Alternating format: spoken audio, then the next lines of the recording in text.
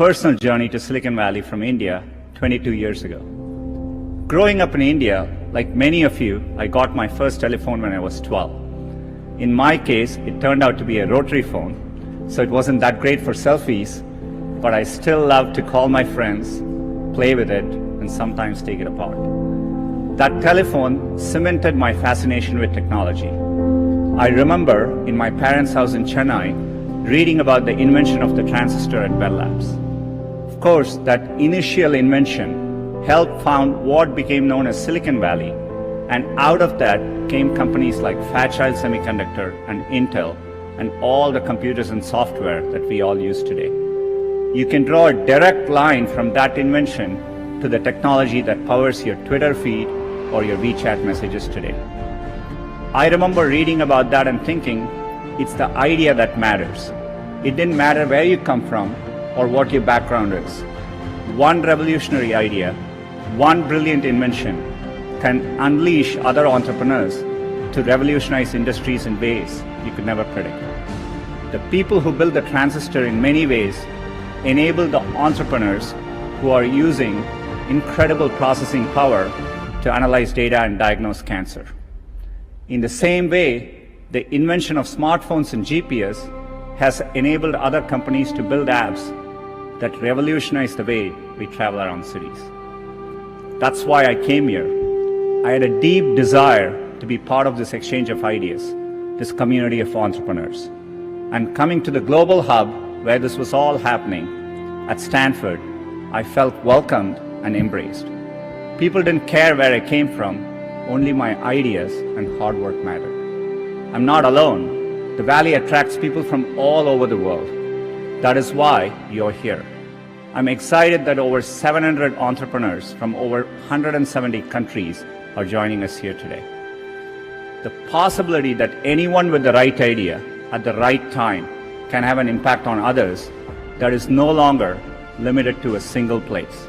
It's possible everywhere. What we are seeing now is an unprecedented global opportunity. In China, a few months ago, I met entrepreneurs combining social, commerce, and business platforms in entirely new and unique ways. And earlier, I mentioned a game built by an entrepreneur from Vietnam. When I was last in Vietnam, I met him. His name is Dong Nguyen, and he created Flappy Bird. He was a developer from Hanoi who wanted to create simple games, non-violent games, that reminded him of why he fell in love with gaming in the first place. And it quickly became one of the world's most downloaded games for Android and iPhones. Great ideas in technology no longer come from just Silicon Valley. They can and do come from anywhere. And now they can quickly reach scale. I see hubs growing all over the world. Germany, Brazil, UK, Israel, China. The latest figures say that 21% of adults across 60 countries intend to start a business in the next 3 years. And there are over 200 million women around the world who are starting or running a business. It's clear that Silicon Valley is now as much an idea as a place, and it is an ideal of what's possible. And those of us who are lucky enough to have benefited from being in Silicon Valley or hubs like it, owe it to the world to set a good example and clear a path for others. And that is another reason I'm excited to be here speaking to you. Because businesses, academia, and governments all play an important role in removing these barriers. The internet itself is a perfect example of this. It's arguably the greatest economic engine of all time. And its success is largely a result of early collaboration between the US government, the private sector, and researchers from academic institutions, including Stanford. They worked together and made deliberate policy choices to keep the platform open and borderless.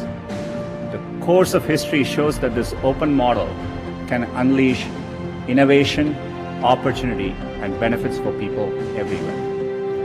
In India, another early and insightful decision was to create the Indian Institutes of Technology. These are leading engineering and technical institutions that are government supported.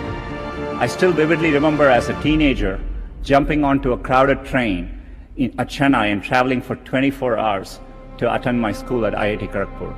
and that opportunity changed the course of my life. These institutions, over many decades, have played a huge role in creating generations of skilled entrepreneurs in India. There are many countries helping to create positive environment for their entrepreneurs. In the US, recently the Departments of State and Commerce appointed digital economy officers who will work to remove barriers and help entrepreneurs reach communities around the world.